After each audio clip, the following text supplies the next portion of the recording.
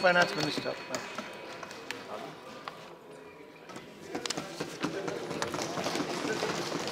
माननीय उपसभापति जी, जीएसटी लाने के लिए जो संविधान संशोधन है, उस पे कई सम्मानित सदस्यों ने अपने विचार रखे हैं और एक सदस्य को छोड़ के प्रायः सभी राजनीतिक दलों ने और जितने भी वक्ता बोले हैं, उन्होंने लगभग स्पष्ट रूप से जीएसटी का समर्थन किया है। स्वाभाविक है कि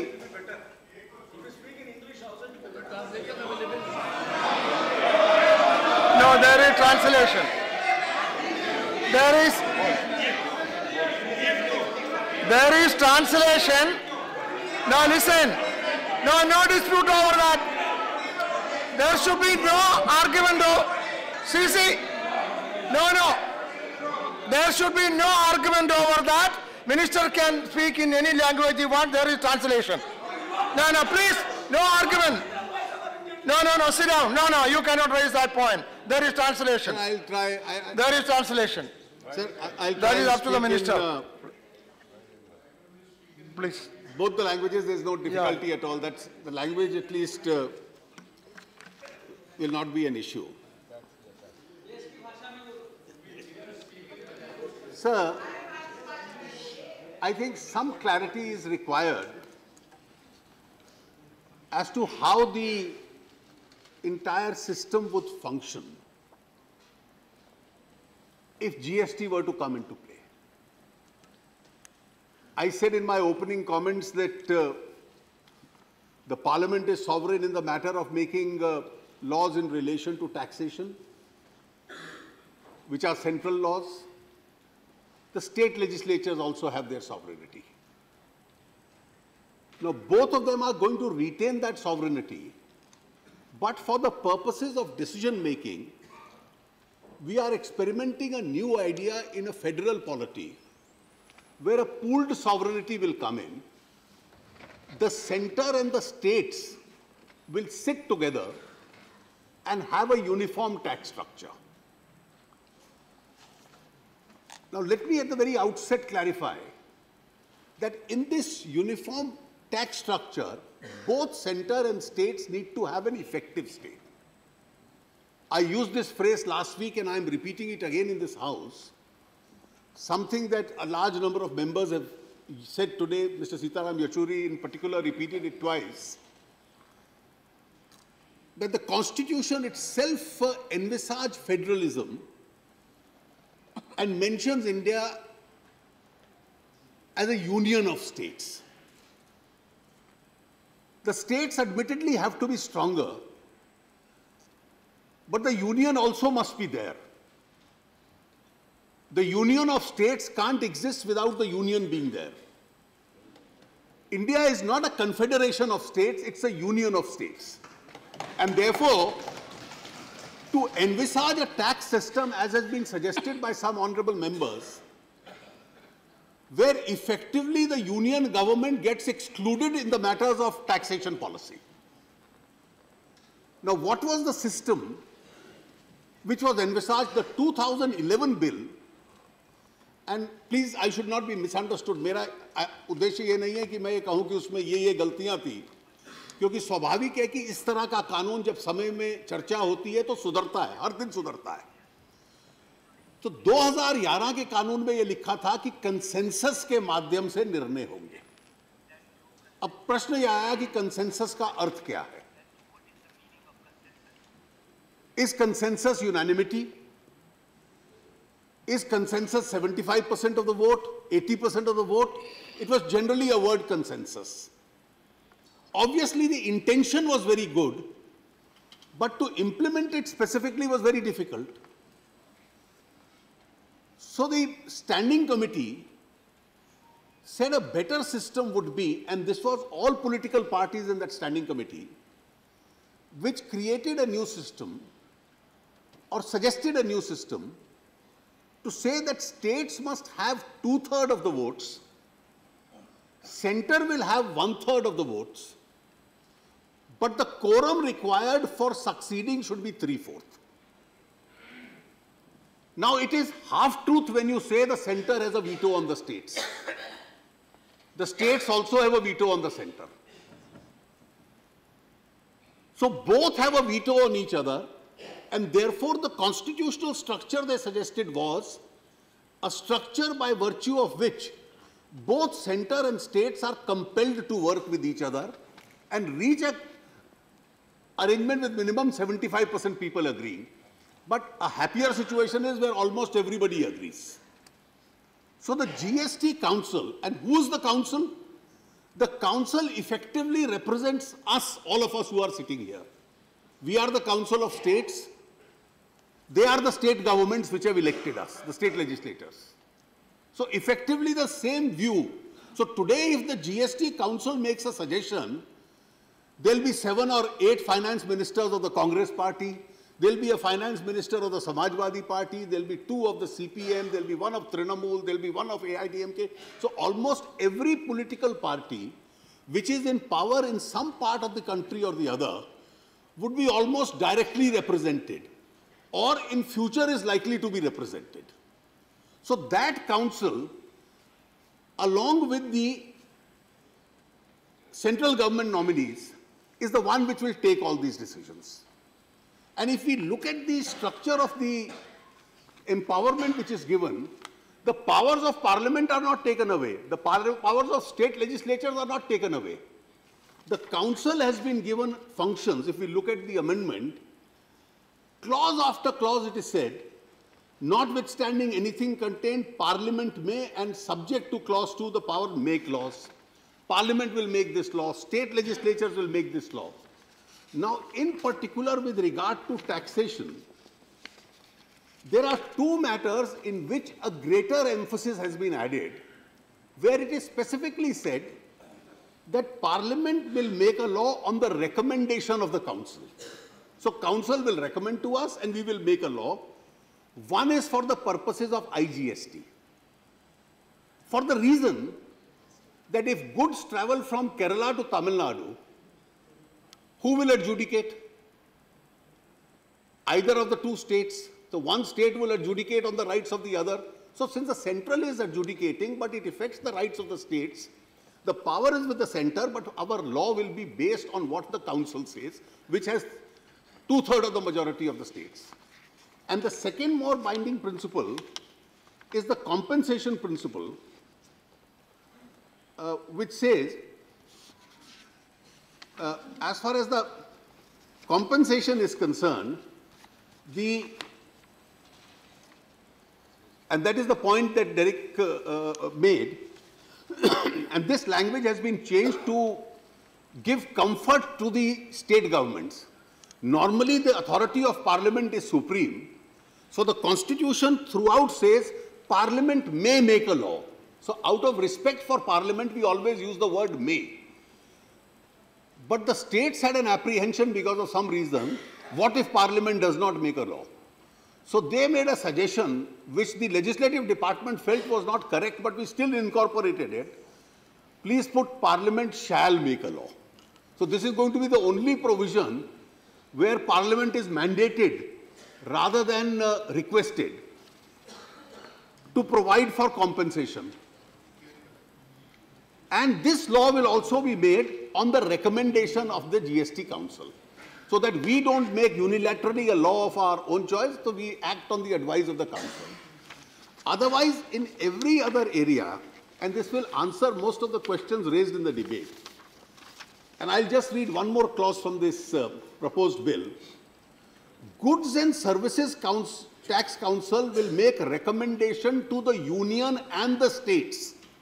वो दोनों को ये सुझाव देगी, recommendations, क्या? 1, on 8 taxes, cesses, surcharges levied by union, states or local bodies which are to be subsumed in the goods and services tax.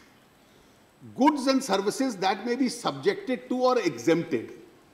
अब किसको exemption मिलेगा, किसको नहीं मिलेगा? This will be recommended by the Goods and Services Tax Council, which will be recommended to the State Assembly or to the Centre. The model Goods and Services Tax laws. So जिस कानून की हम लोग बात कर रहे हैं, उसको वो लोग बना के हमारे पास भेजेंगे, और इसलिए स्वाभाविक है कि संसद में उसकी चर्चा होनी अनिवार्य होगी। तीसरा, the threshold limit and the turnover below which goods and services will be exempted, rates including floor rates with bands and goods and services tax. तो आज बहुत सारी चर्चा चिदम्बरम साहब ने शुरू की कि टैक्स रेट क्या होगा, मैं उसका उत्तर दूंगा, पर जिन लोगों की 2/3 से है, और वो कोई अनजान लोग नहीं है, they are all elected state governments of states and union territories, 30 of them sitting with the central government, they are going to make a recommendation कि मुझे कितने टैक्स की आवश्यकता है। Are states enemies of the people that they will say that we are going to tax people twice more than it is necessary? If they did that, they'll be voted out of power. So we must trust the sense of responsibility of the states who belong to the same political parties as us, who have in their meeting last week said that our guiding principle is going to be one, that we will lower the basis of the tax. So we'll lower the present rates, and on lowering the present rates, I think Mr. Anand Sharma just now made a very valid point. आज स्थिति क्या है? Central government excise charge करती है, लगभग 80% item excise के 12.5% tax है। यही आनंद जी ने शायद आंकड़ा दिया अभी। राज्य जो वैट चार्ज करते हैं, लगभग 55% आइटम्स पे वैट 14.5% है। अगर इसकी वेटेड एवरेज ले ले तो लगभग 65-70% आइटम्स पे कंबाइंड टैक्स 27% है, राज्य और केंद्र का मिला के। इसमें अब हम सेसेस भी डाल दें, लग्जरी टैक्स डाल दें, ऑक्ट्रॉय और एंट्री टैक्स डाल दें, और जितने छोटे छोटे टैक्स लगते हैं वो सब डाल दें, तो ये फिगर 30 या 30 से भी ऊपर चली जाती है। अब आज उस आंकड़े के ऊपर जब वो टैक्स स्टेट्स और सेंटर में बढ़ता है तो उससे गुजारा चलता है। लेकिन जीएसटी आने के बाद कम से कम 3 परिवर्तन आएंगे। पहला परिवर्तन ये होगा, और जो चिदम्बरम साहब ने ठीक कहा, I think he made a valid point when he said the system will be more efficient, it will be more compliant, there'll be avoidance is becoming more difficult because you'll be detected at some stage or the other. So from your raw material purchase right till the transfer of goods, every stage of value addition, when it enters the network, right till the point it is sold, and if at some stage it enters the system, it is possible to track out the transaction and then check evasion. Now, once this is possible, the system will become more efficient. The second will be that there will be no cascading effect of tax on tax. आज अगर 6 stages पे tax लगता है, तो हर stage पे जो पहले tax दिया गया है, उस टैक्स कंपोनेंट पे भी टैक्स लगता है। So GST में there will be no tax on tax, तो वो उसकी दर कम आएगी। तीसरा इसके साथ एक और तर्क है कि कई आइटम्स ऐसे हैं जिसके ऊपर या लोअर रेट का टैक्स लगेगा या टैक्स नहीं लगेगा। And when we speak of inflation, let me just give a figure for the benefit of this house. In the consumer price index, 54% of the CPI basket is tax exempt, GST exempt, as of today. And probably that kind of trend the council will take it into consideration. Why would they want to add to inflation? 32% are taxed at a lower rate, which is currently for the states, for the central government, 6%. Only 15% are taxed at the standard rate. So, आज भी ये स्थिति है, when all these factors, there being no tax on tax, system becoming more efficient and evasion becoming more difficult, plus lower rate of tax or no tax in certain items, from this 27 to 30% will bring the rate down. How much will it bring down? Over a period of time, it will increase. Now, those who have to decide this say we are guided by two factors. Our first factor is that this 27% or 30% is too high. It is inflationary. It costs the people. Therefore, the rate must come down. So the first guiding principle, and that's a resolution that the state finance ministers passed, that the rate should come down.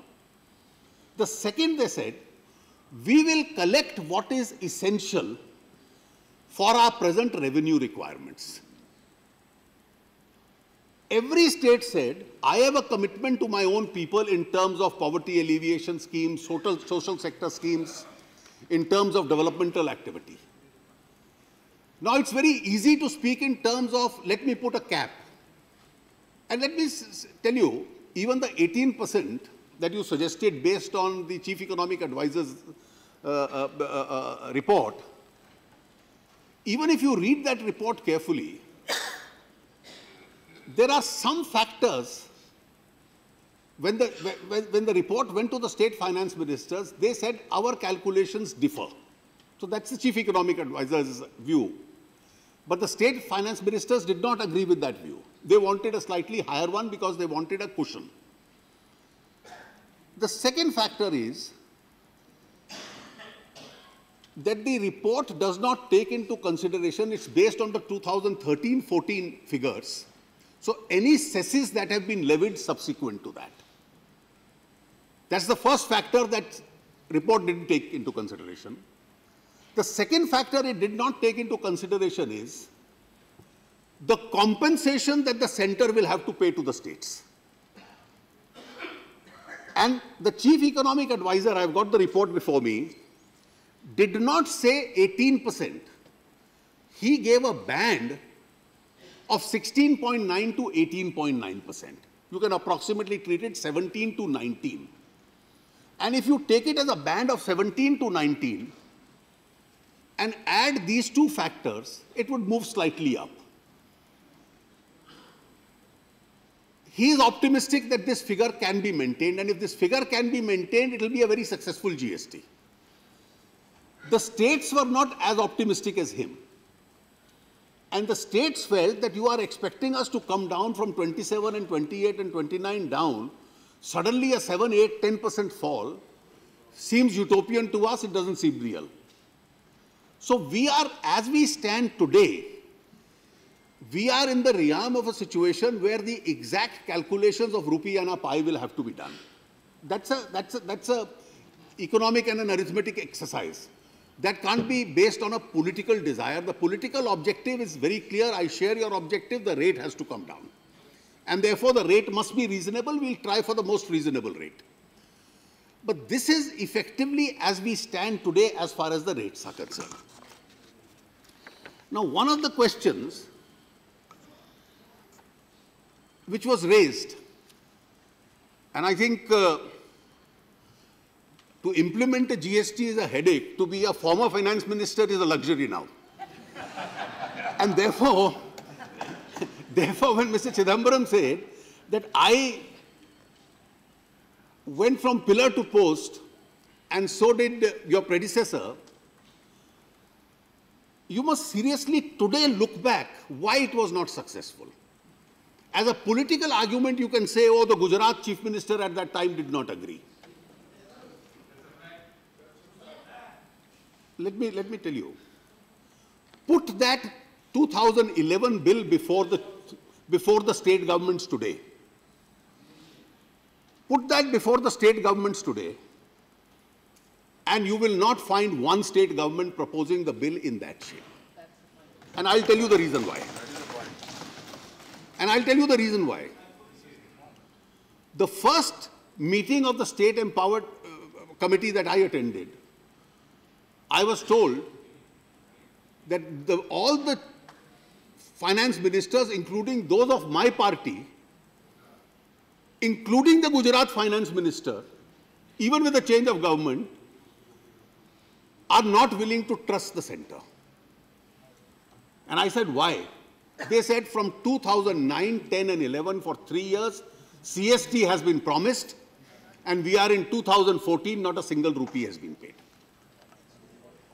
And therefore, from 2014, I promised them in 3 installments, I will pay the GST. So for 14, 15, I paid 1/3 and 1/3 each from the central revenues.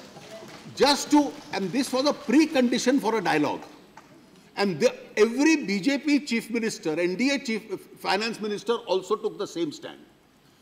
For this year, the 3rd installment is being paid, of which the first part has been paid. So when Derek says, please clear our dues, he's right. This was a precondition that they set. What was the second problem they had?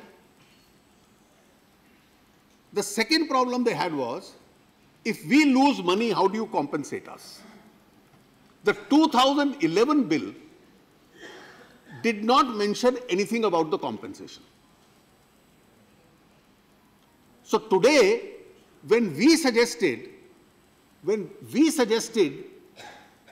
the 2014 bill, we'll pay compensation for 5 years, so distrustful were the states of the center that my original proposal was full compensation for 3 years, thereafter 1/2 for 1 year, 1/4 for the 5th year. The states had nothing doing, give us full compensation for 5 years. So the word may, the parliament may by law provide for compensation, they said we don't even trust your may, make it shall. Because your intention has never been to pay. In the past, CST was not paid. That is how may has become shall. It's unprecedented, but that's how may became shall.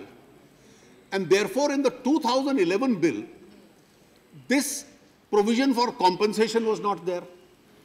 And that is why one had, and of course the third question was, Maharashtra, Tamil Nadu, Karnataka, and Gujarat, they all at that time belonged to different political parties. These 4 states were speaking one language. They said, we are manufacturing states. We have invested thousands and thousands of crores for better infrastructure for manufacturing. We have invested more in power. We have invested more in ports. We have invested more on highways and so on. So because we have invested more, and now this is a destination tax, the consuming states will benefit. So I have spent on creating a manufacturing infrastructure. So I am going to lose. What is the methodology of compensating me? And your bill didn't have a provision. So that is why they let this entire, and I don't think we should actually take it in an adversarial sense that this is Congress BJP. Even amongst the BJP, there were consuming states which had a stand diametrically opposite to the one that Gujarat had, because that depended on the interest of the state itself.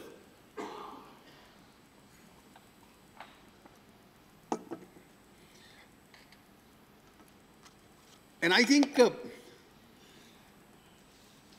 Mr. Chidambaram mentioned that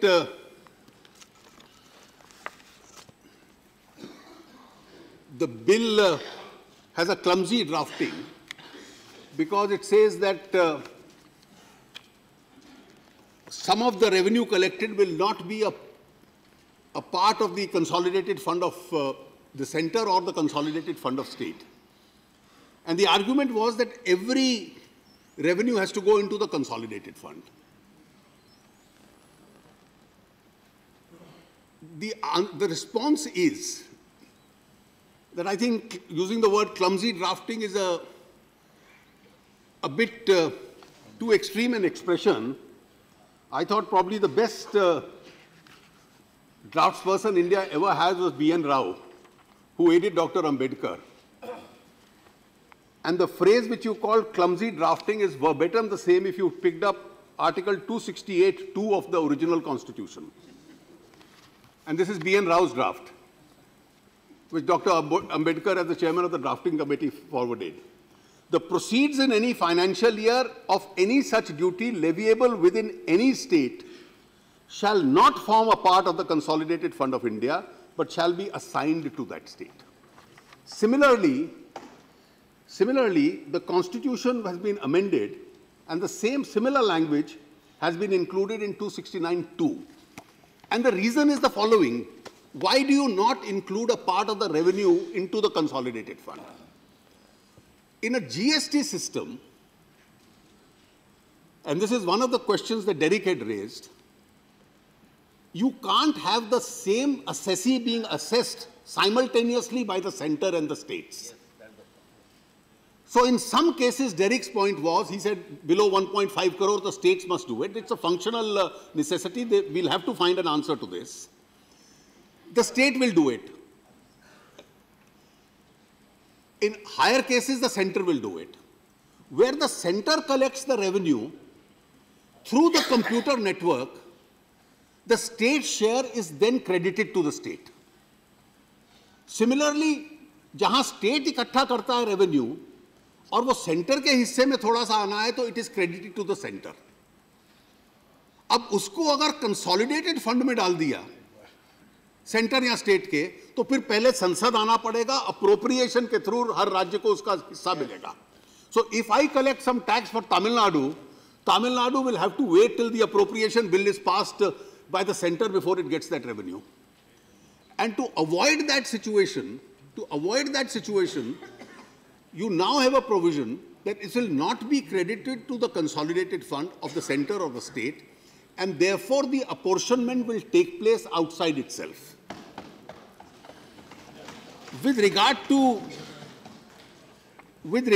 dispute resolution,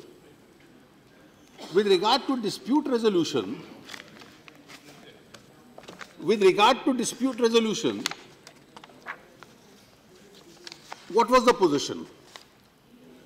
It is true that the original bill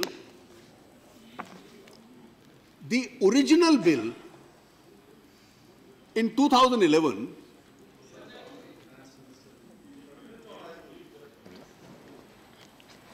I certainly do not claim to be as wise or as clever as the late Shri B.N. Rao.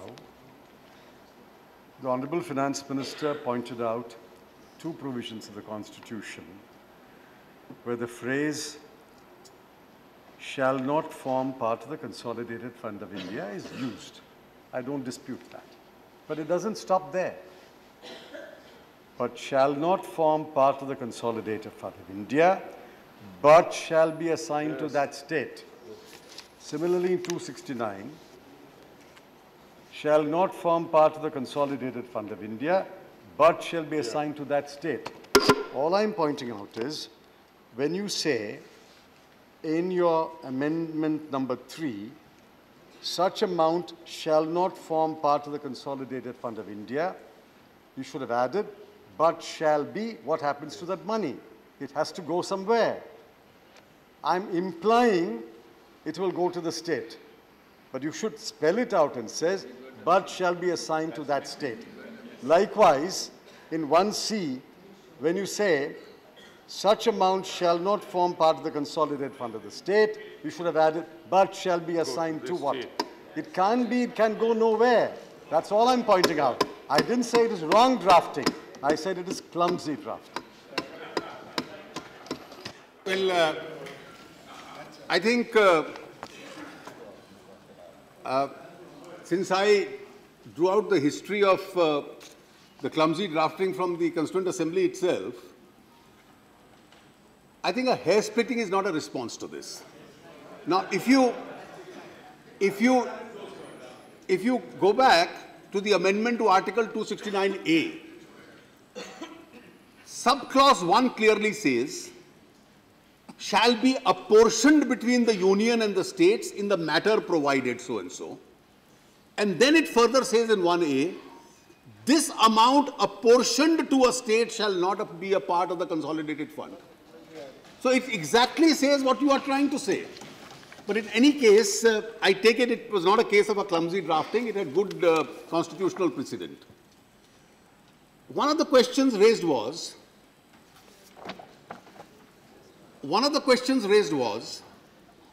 with regard to the dispute redressal mechanism. The original bill spoke in terms of a mechanism which would be judicial or quasi-judicial in nature. Now, when it went to the standing committee, the standing committee spoke in one voice.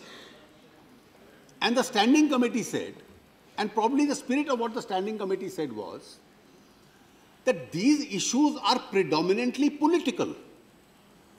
अब मान लीजिए दो राज्यों के बीच में या राज्यों और केंद्रों के बीच में टैक्स की दर कितनी हो इसको लेकर समझौता नहीं हो पाता, या ये झगड़ा है कि कितना मुआवजा किसी राज्य को देना है. These are the kind of disputes which will come up. If there is a stalemate, we are not able to decide as to what the percentage of division between the center and the states is going to be. So the standing committee said this issue is political between the center and the states. Why should we hand it over to a judicial tribunal headed by a judge? Let there be a mechanism which the GST council itself will decide. This is what the standing committee in spirit said. I have before me the recommendations of standing committee, which were then processed by the Ministry of Finance. And the Ministry of Finance, on 11th of March 2014, on paper, accepted that recommendation. And therefore, the language of what was accepted in March 2014 by the Ministry of Finance and the then Minister of Finance is exactly what I incorporated in the December 2014 amendment. And I am now told your bill is completely flawed. But I did not want a confrontation on this issue. And therefore, when we sat in a process of discussion, one of the questions which was raised and which was broadly the consensus was that there will be a dispute redressal mechanism which will be decided by the GST Council itself. The power vests in the Council to decide that. And therefore, an alternate set of language specifying that was suggested. Probably what was suggested was a better language. I had absolutely no difficulty in accepting that language, because ultimately the spirit of what the standing committee had recommended, that the Council must decide the nature of the mechanism required for a dispute redressal. So we accepted that. I have no difficulty in conceding that the 1% additional tax on interstate transfer of goods, sale of goods, was really brought in with the intention of calming these 4 manufacturing states. This would have helped them. An expert opinion even at that time was that this would have a cascading effect. There was a divided opinion on this. And finally, since we were cushioning the states against compensation with compensation for loss in 5 years, even if this 1% went away, it would make no difference as far as these 5 states were concerned. Therefore, in the spirit of reconciling the entire issue, we have agreed to this. So, important issues have been raised by several members, particularly the members from Maharashtra have raised it. It applies both to Maharashtra and Karnataka with regard to the entry tax and octroi. Now, when octroi or entry tax is subsumed into the state GST, the state GST itself, the kitty would expand, but the fear is that the municipality could be then starved of funds. That's the entire objective. I have discussed it from the honorable members from Maharashtra who have raised this issue. I also had then, in order to bring about clarity on this issue, discussed with the Chief Minister of Maharashtra yesterday. There are various kinds of solutions which are possible. I have read out the powers of the GST Council, and therefore you can have under Article 243X of the Constitution, which provides for empowering the municipalities to raise taxes. The state government is empowered to have a law which empowers the municipality for their own taxes itself. That is still open. Alternatively, I put it to the Chief Minister that in the state GST law, could you also consider providing a devolution, since this problem is now really, the entry tax problem is real in the context of Maharashtra and Karnataka. And Maharashtra Chief Minister told me... So I'll look this way. No, I'll certainly look this way. I'll look this way. And therefore, even I must say, in all fairness, even Mr. Praful Patel day before yesterday discussed this issue with me.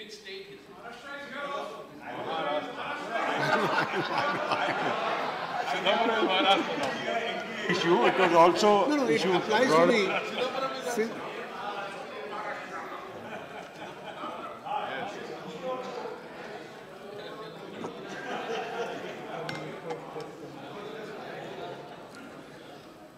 And therefore, this entire question of the state law itself can give a devolution in favor of the local municipalities itself. And the Chief Minister assured me that he would have absolutely no difficulty in doing that, so that the interest of the municipalities in Maharashtra to be, or particularly Mumbai, which has large amount of funding because of Octroi, itself is protected. Tomorrow, a situation does not come that a state government refuses to give funds and the municipality itself is unable to reach a fund. That's not a happy situation. And therefore, a solution within the framework of the GST is very much workable as far as that is concerned. The AIDMK's basic objection that it hits at federalism. As I have been repeatedly saying, that it's an exercise in which the center and the states are both pooling in their authority. You are not giving up your power in the favor of somebody else. You'll be a part of the exercise of that power. And therefore, with pooled sovereignty, center and the states, if they can come out with a better mechanism and a better system, I think it is in the larger interest to accept that particular proposal. There were several other questions which have been raised by honourable members, particularly a question which Mr. Satish Mishra had raised with regard to clause 21 of the Constitution Amendment, which says that for a specified period, specified in the amendment itself, the President can pass an order altering any of the provisions if he finds that for its better functioning it is required. Now, this is equivalent in an ordinary legislation to a power to remove difficulties, which we have in every ordinary law. Now, the argument was, can there be a constitution amendment in which, after Parliament has passed it, state governments have ratified it, the President has a power to alter some provision even for a temporary period itself. This power is conferred in the President under Article 392 of the Constitution. And therefore, the Clause 21 is in consonance. Even the 2011 bill had an identical clause, and most constitution amendments carry that clause, that in case with regard to its functioning, there is a difficulty within a given period of time, the President will have a power. More particularly with respect to 1935 Act and when the new constitution came into force, it says the word uses more particularly in 392. No, more particularly means it deals with the original. Sir, it deals with the original constitution. It deals with the original constitution, but it says, I am reading Article 392, the President may, for the purpose of removing any difficulties, particularly in relation to the transition from the provisions of the Government of India Act 1935 to the provisions of the Constitution, that is, from 1935 to the provisions of the Constitution. So the entire exercise, including this Constitution, by order direct that the Constitution during such period as may be specified by that order have effect subject to such adaptations, whether by way of any modification, addition or omission, as he may deem it fit, necessary or expedient. So Article 392 permits the President, empowers the President to make such changes. It's like a power to remove difficulties which is there in every law in order to avoid any difficulties itself. Mr. Naresh Gujral's point that with regard to input credits being taken into consideration or not, These will be decided by the council. The council is yet to be constituted. The council will decide these. And the council, after it decides this, will make recommendations to that effect. That situation doesn't come. The constitution amendment is only an enabling. ये तो केवल अधिकार दे रही है हम लोगों को कि इस प्रकार की काउंसिल और इस प्रकार का अधिकार बनाने के लिए. इसके अंदर वो विषय समाप्त नहीं होता. दूसरा एक विषय which Derek and I think Sitaram had raised with regard to one particular amendment which has been made with regard to the extent of devolution. There was an error in the recommendation, the drafting based on the recommendations of the select committee. That is only intended to correct that error. We'll be taking that up with the empowered committee itself. There was no other intention because we can't allow an error to creep into a constitutional amendment, and therefore that error had to be corrected. I've checked it up myself. I will explain it to the chairman of the empowered committee and the members at their next meeting itself.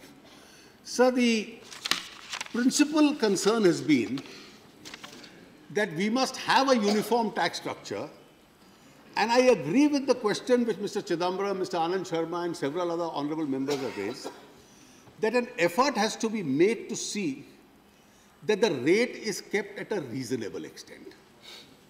I think we should not, we are still one step away from there. Today we are passing an amendment which is enabling in character. After it is an enabling amendment is passed, the council is constituted, the council certainly will make its recommendations. Those recommendations, insofar as they relate to state assemblies, will go before the state assemblies, the draft laws. The others will come before the parliament itself. And therefore, when they come up before parliament, parliament will get an adequate opportunity to discuss each one of those laws. And then, even with regard to the quantum, I have already explained that there is today a range of opinion amongst experts and amongst the practitioners. I take the members of the empowered committee as practitioners as to what the rate should be. But the guiding principle, I don't think we can take an exception to what the state governments or the state finance ministers have decided. They'll also try and keep the rate as low as possible, certainly much lower than what the present situation is. And as compliance increases, the possibility of that rate coming down further would be there. And I'm sure this House, as also the other House, will always have an opportunity to speak on these subjects, to consider these subjects, if we find that it's not working out in a larger public interest. With these few observations, sir, I commend this bill to acceptance. No, please. No, please. Yes, what is your point? Yeah, I will. Sir, one minute. Yeah, okay. Only 1 minute. Yeah. Okay. All right. Thank you, Deputy Chairman. With due respect to our Honorable Finance Minister, the demands made by our Honorable Chief Minister and the State Government of Tamil Nadu not accepted in toto by the central government, hence the ADMK is walking out. Okay. Not participating in the voting. Derek. Thank you. What is your question, Derek? Only One question. clarification, sir. Only, yes. One clarification. Okay. All right. Bolo. Sir, one clarification only. Do that. Do that. Leaving now. Arre, do that. Oh, sir.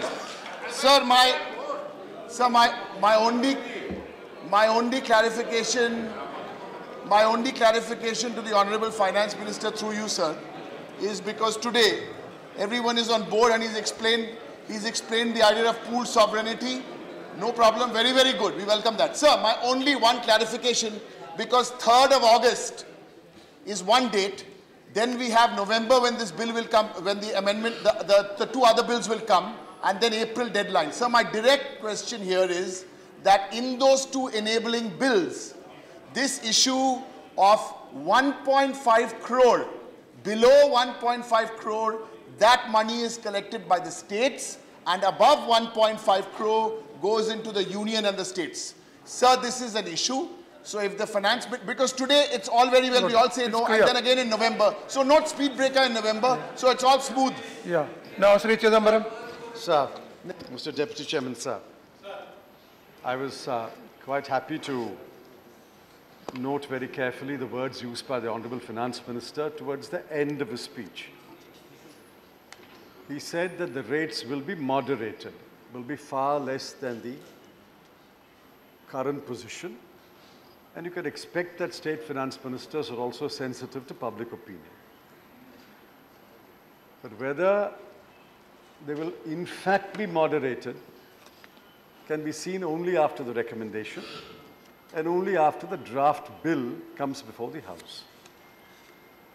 And I was also encouraged when he said both houses will have an opportunity to discuss it.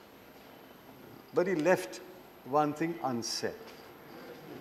It's a unanimous demand of every political party in this House that the CGST bill and the IGST bill must not be brought as money bills.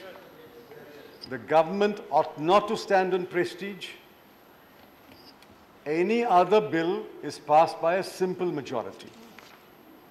If you are a popular government, as you believe you are, and as I believe you are, you can pass it with a simple majority.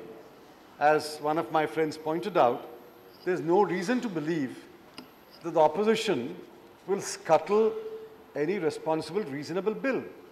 Therefore, please give us a categorical assurance that when the CGST bill and the IGST bill are brought to this House, you will bring it as a financial bill, and this House will discuss and vote upon it. All right. Okay. You lose nothing that way. Sir, as far as One second. Mr. Derek O'Brien's objection is, point is concerned, it's a suggestion that he has made. This suggestion has also come up before the Empowered Committee.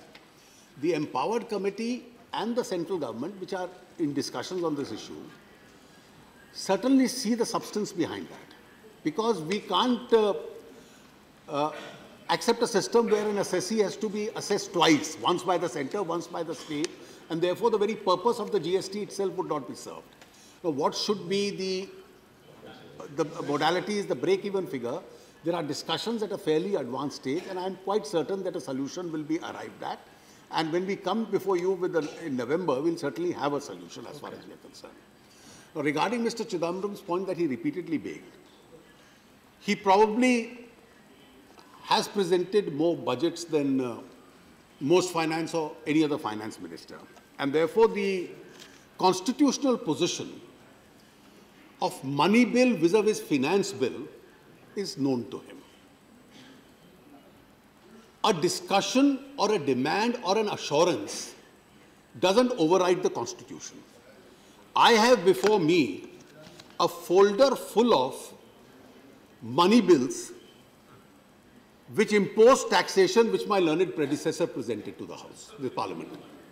I have a complete folder, and therefore you clearly know the distinction. It is there in Article 110 and the contradistinction with Article 117 as to what is the procedure to be followed. I can only tell you this, that in accordance with whatever is the precedent, and the precedent normally which I have understood, and I won't leave it vague, if a bill imposes a burden on the money coming out of the consolidated fund or is a taxing bill, and it provides for several other things, the bill section of Parliament recommends it to be a financial bill under Article 117. If these additional matters are not there, it recommends it to be a money bill. That's the provision of the Constitution, which Parliament has now a history of almost 66 years in following that. We will fully comply with the Constitution and whatever are the precedents, and we have absolutely no intention, of in any way bypassing the constitutional provisions as far as the requirements of those bills are concerned. Today, what is it? I think we have to be, you are expecting a draft of today a first suggestion of the Empowered Committee is not known to me. I neither know the suggestion, nor do I know what the text of that bill is going to be. And therefore, in anticipation and imagining what that is going to be, I must give an assurance. That is something which is extremely unreasonable per se.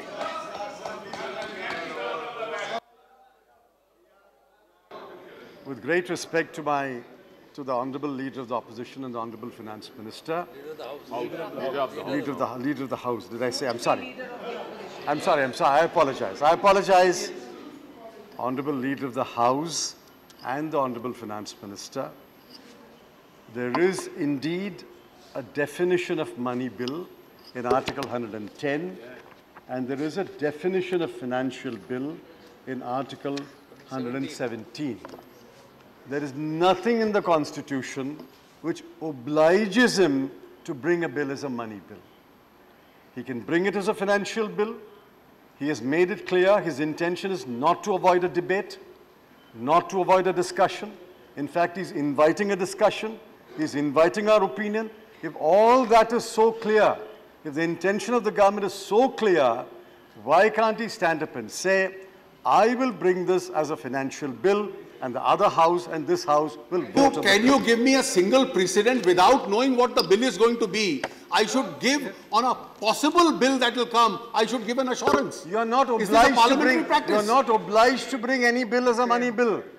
Even if it's satisfied, you are not obliged to bring a bill as a money bill. Show me one provision of the Constitution. No need of discussion over this. Show me the provision of the Constitution.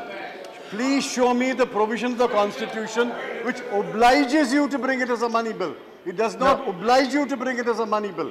So, in the interest of the country, this is the most important transformational legislative change in taxes we are bringing for the next 50 years. On this issue, please say, I will bring it as a financial bill, and all of you discuss and vote it. Yes? On this issue, sir.